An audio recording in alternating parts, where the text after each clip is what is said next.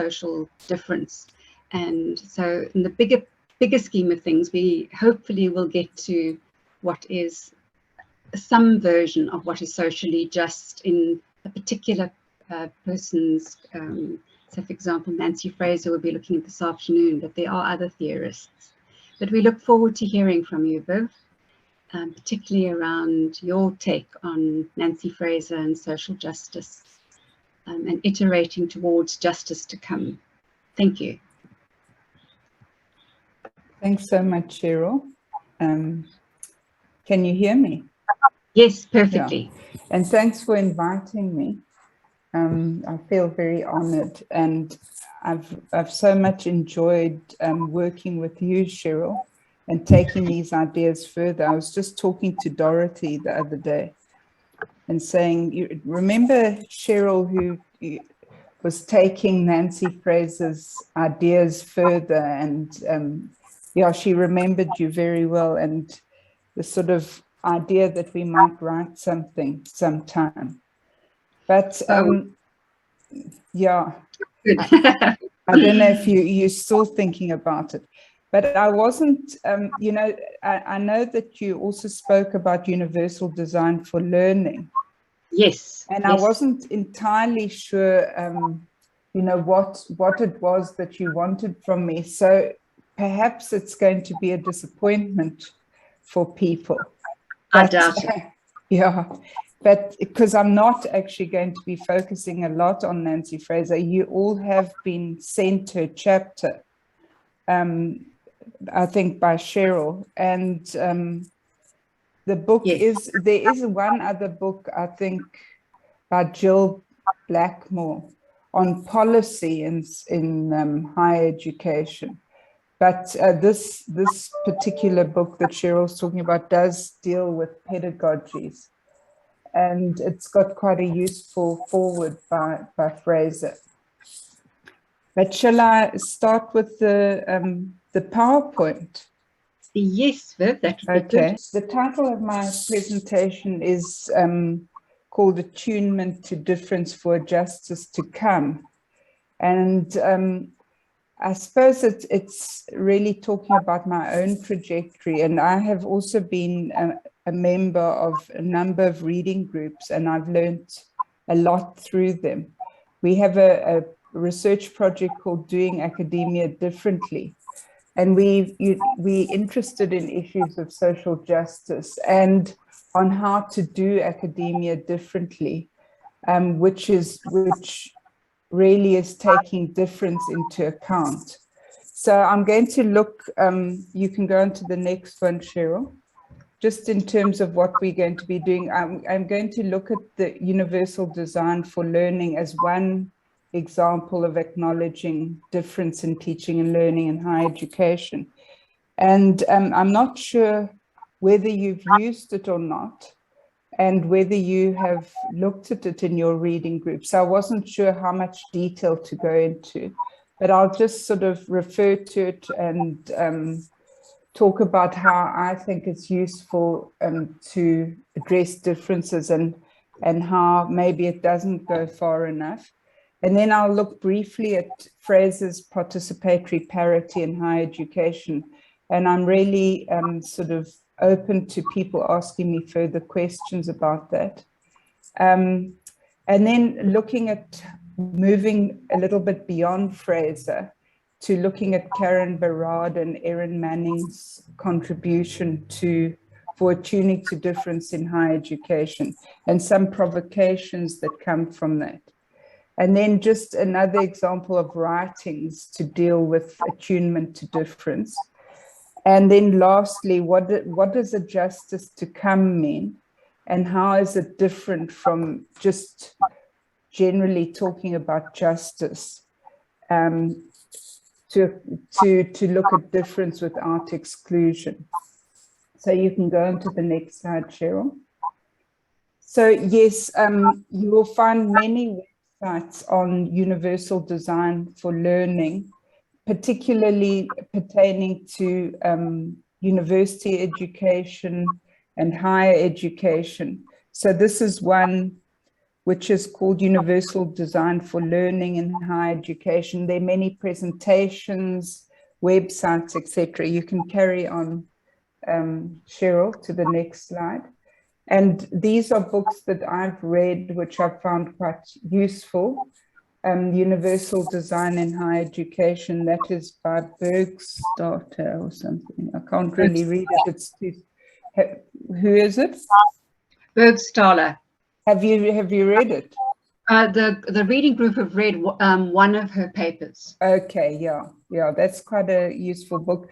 And the other one is a practical reader in Universal Design for Learning by David Rhodes and Anne Mayer, who are editors. So those are just two books that Brenda and I read when we wrote that paper about foundational learning. You can go on to the next slide. This organization called CAST is also has a website and has a lot of resources on universal design for learning. And just briefly, it really has been informed by Vygotsky's work, who I'm sure all of you are au fait and familiar with. And, you know, the zone of proximal development, what it's interested in is moving students from where they are, their current position, to their potential. And it does take student differences into account in developing curricula. And go on to the next slide. So they look at three things, the universal design for learning. They look at how to represent flexibly. So how you present materials, whether it's online with various multimedia, in text, podcasts, or personal learning environments. So the ideal is to provide students with choices regarding which resources would best suit their learning needs, rather than forcing people to use particular materials. And then, so that's how things are presented or represented. And then the second is how students are able to express their knowledge. So we have a series we're doing webinars on neuroatypicality, and 2 months ago we had a student who had difficulty in writing, who was at Ghent University. She's a master's student. And she got involved with the university structures, and she made it possible for herself and for other students to present their work in a podcast form rather than writing a thesis. So, yeah, so this is the way students are able to express what they know and how they know it. And then the third is how to engage students. So it's this sort of affective dimension. And it's really appealing to how to best motivate students so that they're interested in learning and how to support their learning. You can go on to the next slide, Cheryl. So this is a website that we used to use at UWC, and you could just click on it. And what it helps lecturers to do is to each one of these headings provide examples for lecturers to look at for how to align their courses in terms of universal design for learning. Have you come across these at all, anyone? And have you used them? There probably would be quite a few, Viv, who've used it, but not everybody. Yeah. I just found it quite a useful thing for people to sort of play around with. So yeah, there's lots of resources out there. You can continue to the next one, Cheryl. So there are also, as well as these three things that universal design for learning looks at, there are principles that come from universal design for learning. And I think that these are also sort of coming from, you know, universal design first came from architecture and from building environments which were conducive for everybody to use. So, I mean, I'm not going to go through this in detail now, but these are the principles on the left-hand side, like equitable use, flexibility in use, and it gives an example of a student. Something that's simple and intuitive. You can go on to the next slide, Cheryl. The information should be perceptible, easily perceptible, and you should be able to tolerate a variation for individual students learning, the pace of learning. It should also require low physical effort. For example, some students, as we know, may not know how to use computers or various other devices when they get to university. And also, you should accommodate for size and space, for manipulations and use. And the environment should also be promoting interaction with learners. And it should be welcoming and inclusive. So these are also just principles that, you know, one could check one's design against. And, you know, you can just have a look. Cheryl's got the slides, so if you're interested, you could look at the examples. So I'm not going to go into more detail about that. You can go on to the next slide, Cheryl. So I think that universal design for learning does constitute a promising approach for teaching and learning that takes account of student differences and that is responsive to students' needs. By doing these three things, by thinking about the presentation, the expression, and the multiple and flexible options for ways of engaging people.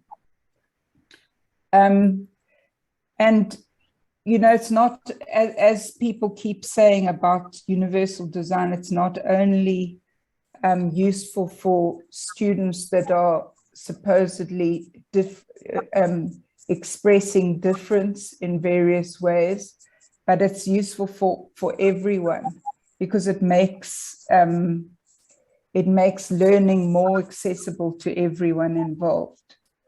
And it is it's a way of being responsive to students, and for allowing them to take responsibility, you know, in being freer in the ways that they express themselves, and giving more direction. So it doesn't always give students control over course design, but this person, Dolmage, who's written a very interesting book on higher education, says that, you know, this is what it should ideally do. Dolmage also complains that universal design for learning has become nominalized. It's become a thing rather than a process. And you'll see, you know, it's become quite popularized over higher education. And you know, one of the dangers of any process like this, of institutionalizing it, is that people can tick boxes, you know, and say that they're doing things, but really forget about attuning to student differences. And also, there's a critique that it doesn't go far enough. Yes, it does accommodate difference, but it doesn't prioritize the value of different abilities and knowledges. So it's not really going far enough, according to some critics. You can go into the next slide, Cheryl. So this is just a brief summary of Nancy Fraser's participatory parity. So for Fraser, participatory parity, which is the ability to interact as equals, is what she means by social justice. And she's sort of not interested in psychologizing notions of social justice or what it means for individuals, but she's looking at what social arrangements make possible. And she says that there are 3 dimensions which affect participatory parity. And one is the economic, or how resources are distributed. And the other is recognition, and that's how individuals' attributes or knowledges are valued or devalued. It's the cultural dimension. And then there's this 3rd dimension, which she added a little later, which is, she refers to as representation, which is about being included or belonging. It's the political dimension. So she says that all of these are important for attaining social justice, and all of them are affected by the prevailing social arrangements, as I said, rather than being located in the individual.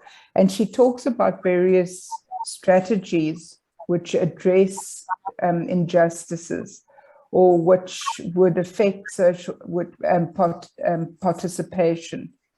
And she says that these strategies can either be affirmative or transformative. And she looks at each dimension, and she looks at what affirmative strategies would be. And affirmative are those which are it's sort of more like reform, not going far enough, not really addressing the root causes, whereas transformative strategies would be those which address the root causes of injustice. So you can carry on, please. So what I thought I would do is to look also at what Manning and Berard have to say about attunement to difference, and how they take the work of Nancy Fraser further.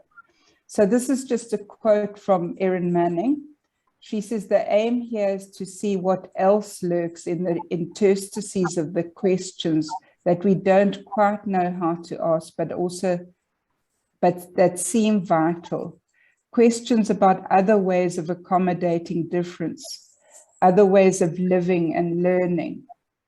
So she's concerned a lot with neurotypicality, and she's written together with Fred Moten. I don't know if any of you know the book called The Undercommons by Moten and Harney, but they're really talking about the Black experience in higher education. So she says we tend to background the force and pervasiveness of neurotypicality and how it frames the experience in higher education. And she says that this experience with neurotypicality is really obsessed with individualism and with independence. And she equates neurotypicality with structural racism, governing the definition of what it means to be human. And it's an unspoken marker of how learning happens. And it structures learning so that there's no value of other ways of coming to knowledge. So she says neurotypical frames orient all action in the university, and that we must be very wary of this. And neurodiversity is useful because it brings to higher education a troubling of how to know and also which knowledges are valued. She speaks a lot about autism, and she works a lot with autistic people in co-convening and constructing courses to look at different ways of doing academia. And she says attuning to difference and attuning to process and what is devalued is important, rather than seeking to pathologize or to rehabilitate, which universal design for learning is probably sort of tending towards the rehabilitation rather than the valuing of other ways of doing. And she says, we need to think about how knowledge is crafted, how practices produce knowledge, for example, in the various disciplines. And I also think Karen Barad is useful. She's also sensitive, and I'm going to talk about her more in the Justice to Come. But she says we need to question sedimented assumptions, getting underneath thought and thinking otherwise, not to accept whatever it is you're studying or writing about as a given, but questioning how it came to be and what it might become. So this questioning the given and what might not yet be is important. Always beginning with the creation of a problem which is truly productive of inquiry and they're as yet unthought. And I think this is the same with other forms of, for example, authentic learning is looking at what questions are meaningful and not starting with what is already known. Always beginning with the creation of a problem that is truly productive of inquiry and the as yet unthought. And she talks about immanent critique. So critique that happens from within a process rather than at a distance. They're very wary of external critique, which thinks it knows in advance and is focused on lack and what is wrong rather than what can be done. And, you know, I have put in a provocation, how would this affect our processes of assessment? She talks about feeding forward for lines of creative process and the continuing variation through an attunement to the potential that runs through it, amplifying or redirecting it and consolidating, not the form, but the tendency. So it's what runs through process rather than the individuals who are there or the form that is there. And she, like Jack Halberstam, thinks that failure is important as part of the process. And, you know, we can always begin again, seeing what works and what doesn't, to create adequate conditions for difference. And you've just, there's something blocking the next piece, but it's talking about facilitating active forms of participation from the very beginning. So thinking about how courses are introduced right from the start. And Erin Manning works with Brian Masumi. She's an artist and he's a philosopher. And they bring in people like dancers, you know, people who don't know perhaps about academia and philosophy. And they think of ways of making it possible for everybody to start on the same footing, which is about participatory parity, really. And she talks about her research, her approach is research creation, which is a sort of Canadian, it's a term that's become popular in Canada, which, as I say, brings in art and philosophy. And she says it brings making to thinking and thinking to making in collective forms of practices and in complex ways of collective knowing and knowledges, exceeding the registers of both. So their work, you know, they're very keen on collective ways of knowing, emphasizing process and the inclusion of everyone, and also the attunement to difference. You can continue to the next slide, Cheryl.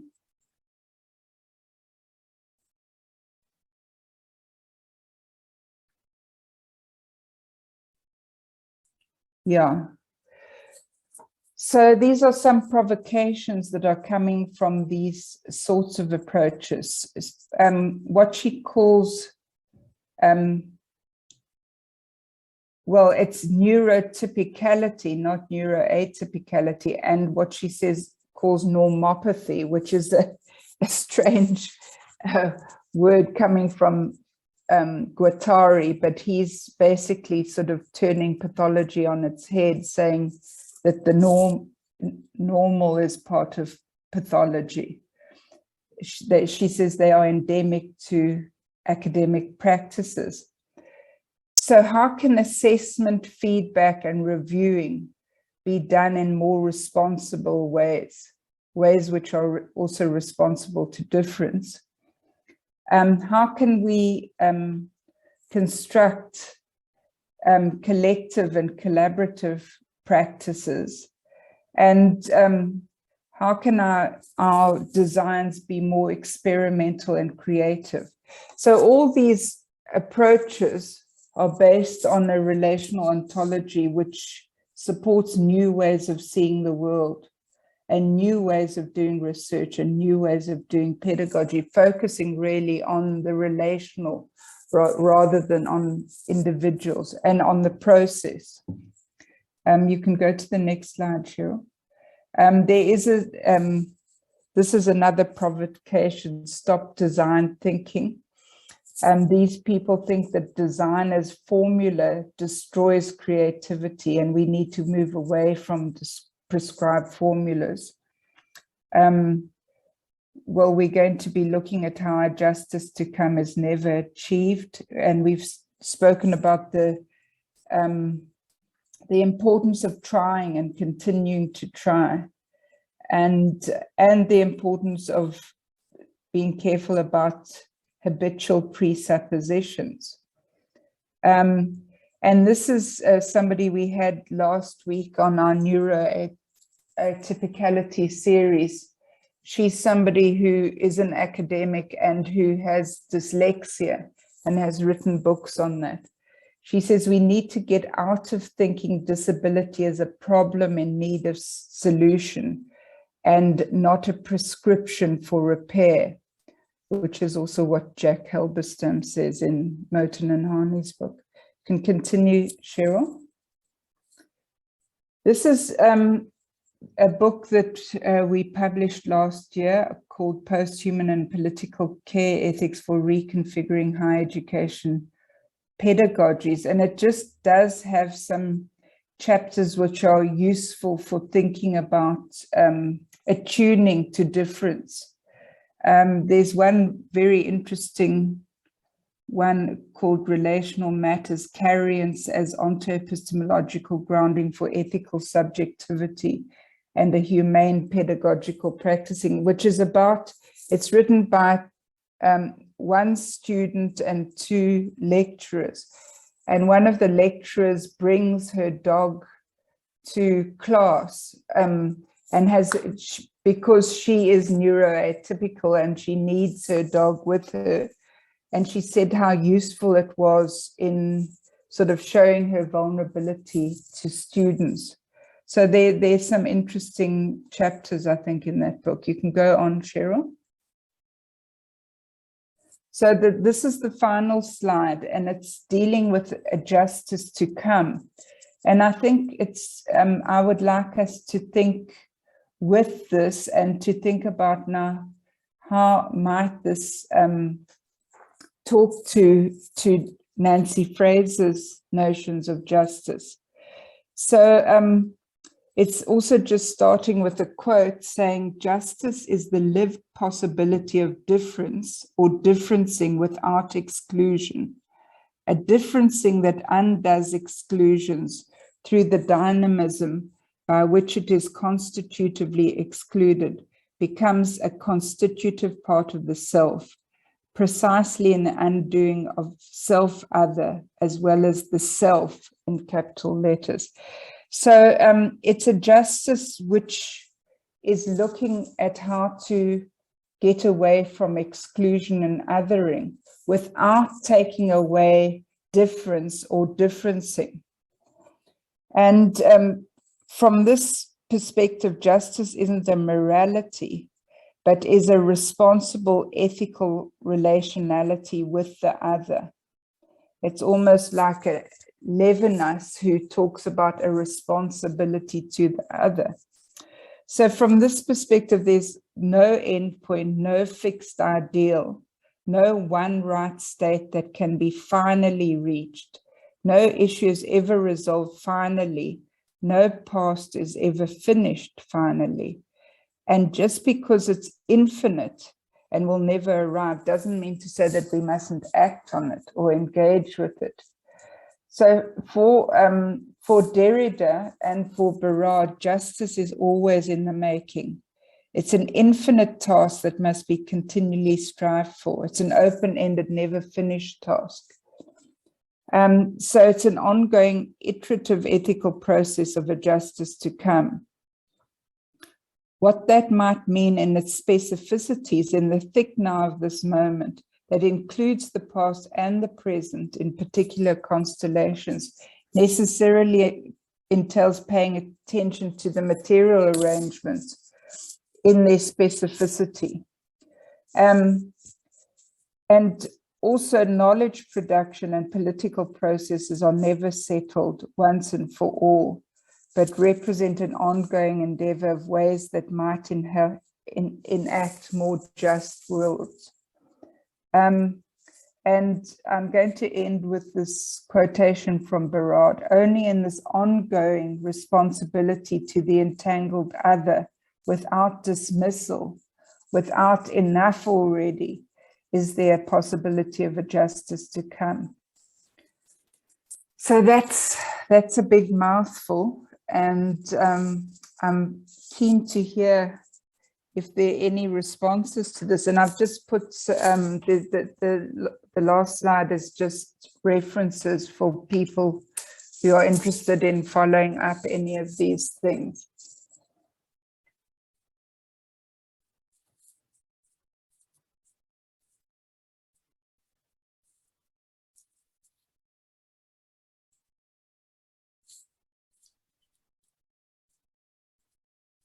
Any questions, comments?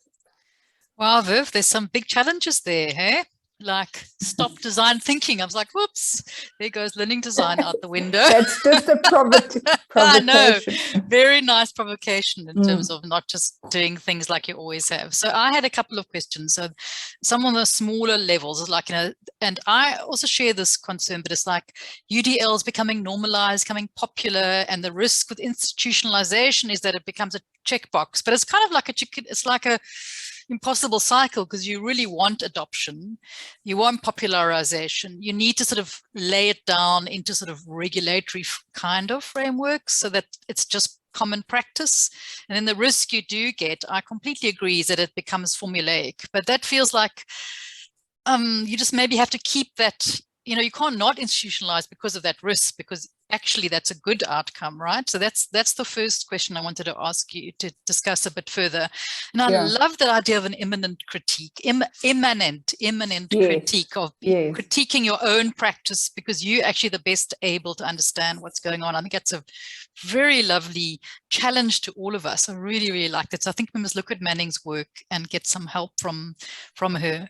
But I was also interested in the ideas that you shared about the way in which you can build in participatory parity through sort of challenging the sort of starting points of learning. And I'd really love you to talk more about that. And if you've tried it, Viv, and what does it look like? And can it apply to like STEM subjects as much as it can to humanities? I can sort of imagine it working in humanities subjects. But I was like, wow, how would you do that if you were teaching maths 1000W or whatever it is? Anyway, sorry, there's a couple of questions, but really stimulating. Thank you very, very much. Yeah, thank you for those 3 questions. I'll try and remember them. So the first thing is the institutionalization. And, you know, we did at UWC, we had this induction course that everyone had to come on when they came into the university. So it was a 6-month teaching and learning course. And actually, I did use UDL for that, and people were building their portfolios. And they did have to show the ways in which they were accommodating difference and were doing social justice. So I think that UDL was quite useful for that, but for it not to just become that tick box, I think one has to work closely with people to really flesh it out much more, so that it doesn't just become, you know, I think people need to try out various things and share what is working and what isn't working to really sort of take it on, rather than it just be sort of out there and people, you know, people are told to do this. So they should sort of, I think, as I said, you know, things fail. So, I mean, some things will work, some things won't, and it should be processual. I mean, I'm very keen now on processual learning because of Manning. And I mean, they focus on the event rather than, you know, the what's happening, rather than the individual players in it. And they said the event is creating, you know, certain conditions. So that's what she also means by immanent critique. So it's not useful. And she talks about, you know, these critiques that happen in the art world and in architecture. I think those are about the most slating and destructive. You know, people are completely sort of, I think they're demolished by these sorts of critiques. And, you know, it often becomes a playing of, you know, who knows what about art. And it's more about the performance of the lecturer than the students' work in the end. And, you know, comparing it to knowledges that have been before. So if something is coming out of the event, or if you are critiquing, say, reviewing an article, you know, rather than sort of showing your own knowledges or whatever, rather look at it from the author's perspective of what they're trying to get across. So that is the immanence rather than imposing from the outside. And what was the third thing that you were talking about, Janet? The practice. Yeah, about trying to parity of what participatory parity in practice in like non-humanity subjects. Yeah, so we tried out various things, because I think, for example, Erin Manning and Brian Masumi do this concept speed dating. So what they do is they read there's quite a difficult article, and they look through it for concepts, and then they have a thing where people talk to each other about one particular concept, and you sort of see what comes out in the end. You have 5 minutes and you move around, and it is quite fun. So I think they also work on propositions, like they sort of, and propositions which are coming from that particular situation. So when they talk about feeding forward, they're looking at what's happening in the process and what might show potential for how to do things differently as you go along. So yeah, I think also she was one of the first people I interviewed on this neuroatypicality series, and she had various interesting things. She said, well, she sort of, what she did for one of her assessment processes was she got students to assist each other with their work, and they had to, in the end, show in the ways in which they were being assisted. And she's also sort of assessed for listening, I think, in some of her assignments, but she never does the same thing again. She's always sort of changing and trying out new things. So if anyone's interested in looking at any of those series, I mean, Judy, you might be interested in it, just from a so-called disabilities perspective. You can have a look at them. They're on YouTube. Thanks, Viv. And I'm aware of our time, so I'm going to is it running Judy out? for a question. No, we've still got some time, but okay. I want to ask Judy, and perhaps Judy, and then Shonali, you can ask your question, and then Viv can answer. We are also keeping an eye on some of the text. So let's take those two questions first. Thanks, Cheryl. Let me just turn on the camera as well. Yeah, thanks, Viv. It's really such a nice coming together of a whole lot of different ideas that I don't think have been properly connected before. And of course, very interesting to me to see disability studies come so much into this mainstream of thinking. Possibly the most important way is the focus on the environment and the situational aspects rather than the focus on the individual. So that's one of the big things there. But I wonder if we shouldn't start maybe thinking of universal design for learning as a very, like, it's a useful framework. It's something like a you know, a very, it's almost atheoretical in a way. It doesn't have a lot of theory behind it. They talk about the neuroanatomy and the neuroscience behind it, but I mean, I don't think that's a really major part of it. So it actually doesn't have a lot of theoretical kind of grounding, but it does provide an incredibly useful framework, I think, for how would one actually like approach these ideas.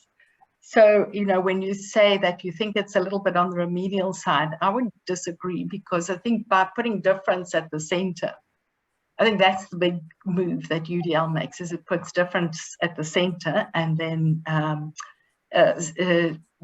so we're concerned with difference. We're not concerned with where we're the same. And in that sense, I think it's quite powerful. So I think that is really a useful thing. And that, I think, in fact, I was talking to Cheryl earlier today, that what is also useful about that and about it being a framework is that when we focus on like neurotypicality or disability or language issues, we forget about the other issues that we're dealing with. So you tend to, like, when I'm working, I'll focus a lot on accessibility and disability issues, but I don't put enough focus on the accessibility of the language that I'm using, and how about second language users and those kind of things. I'm not putting that emphasis on. So a UDL framework is really useful in that way, because it looks at the full range of difference. And yeah, so I just wonder, I think getting eventually to some sort of question is it like, do you think it's like a framework that could be used with theories of justice that would underpin it, but that it doesn't necessarily have a lot to say about social justice in and of itself, but it does provide a framework where you could consider those issues, and of course, importantly, in process, not in an event, that it's an ongoing process. Yeah. So thanks. Sorry to take so long. Just thanks, Judy, for all of that, and I agree with a lot of it. For me, justice is about incorporating difference, not just accommodating difference. And I think we were talking in one of the webbing sessions after, we have these sort of sessions after the neuroatypical ones, where we discuss with PhD students, you know, what went on in that session. And one of the presenters was saying that his student who was stuttering said that he didn't want to be accommodated in the sort of UDL framework, because, and being given more time.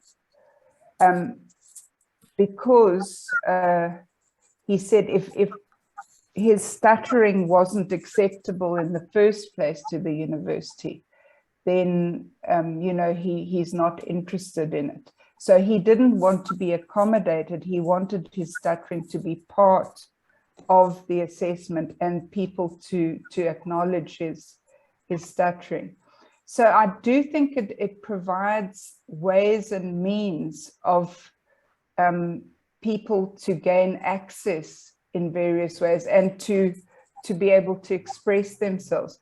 But I don't think that it's sort of radical enough or taking it far enough in terms of what can higher education learn from neuroatypical people, which is more what Erin Manning's doing. Is I think she's also working with deaf-blind people who have got this, they've developed a touching language. You know, and so what is it that that neurotypicality can learn, and what is, you know, what are new ways of knowing? And I think that UDL is not going far enough in that regard.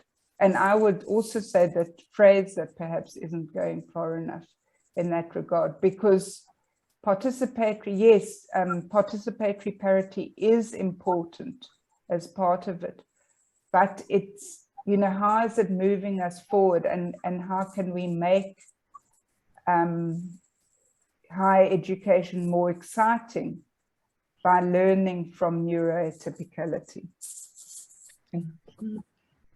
Thanks very much, Viv. And we've just got 2 minutes. Shonali, Oh, your hand is up. So my hand was up was purely to try and play bridge between the team space and the Zoom space. How we have a team space, I'm still not clear on, but we do. And there will be a chat somewhere with questions for you from the team space. Okay. But we've been pasting them in as we go. They're not questions so much as they are comments. Okay, good. Yeah, we thought they had a question and they have a comment for you about raising important questions or encouraging us to ask deeper questions about knowledge hierarchies, Yes. universities, etc. You know, yeah. Yeah. Max and I are trying desperately to copy and paste from the text chat, but not a clear question, I don't think, yet.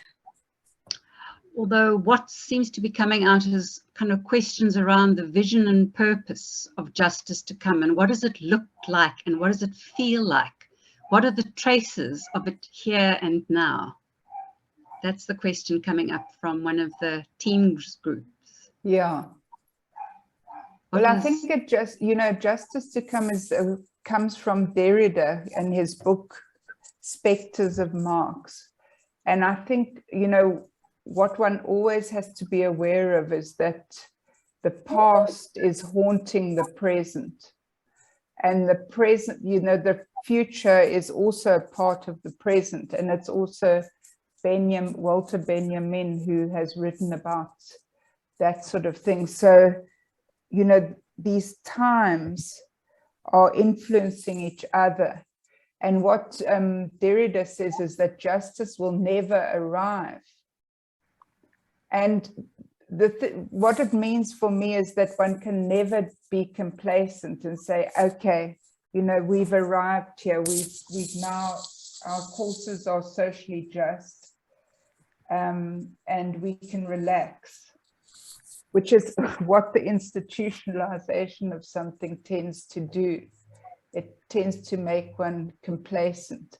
So I think that the whole thing about a justice to come is that we have to, you know, it's an ongoing process. It's not something that we can ever say that we've achieved. It's something that we always have to be interrogating and constantly working towards. Well, Viv, I know it comes the time, and with Dad, I see there's a question. You've got your hand up. I'm wondering if you can ask it, and perhaps we can indulge Viv for just a few more minutes for those who are able to listen. Woodard? No, it's not a hand up. It was just a thumbs up to say I'm in agreement with that. With regards to justice, it's something that is forever changing, and we have to constantly think about it, so yes.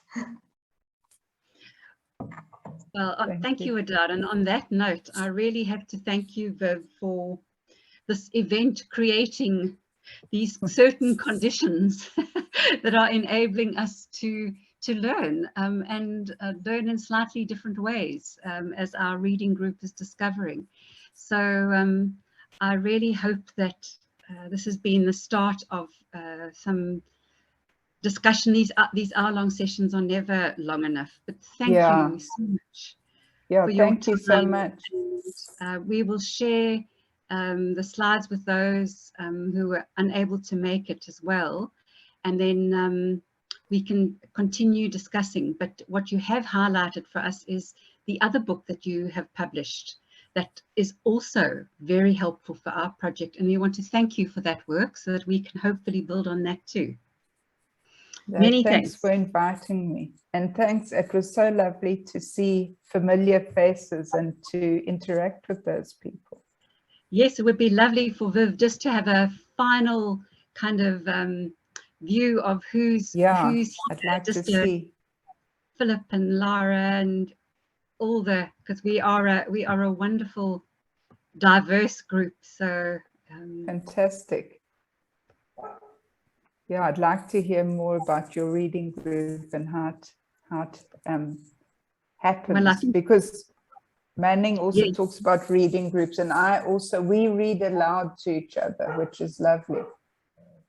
Yeah.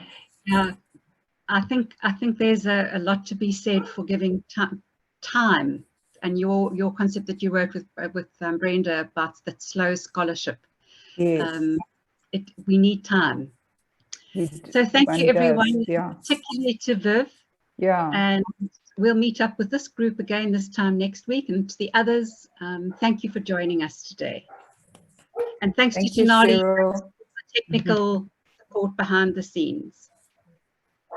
Many thanks. Thank you very much. Bye. Have a good day, everyone. Thanks, Bye. Bye. Thank you, Cheryl, as well. Yeah, thanks for the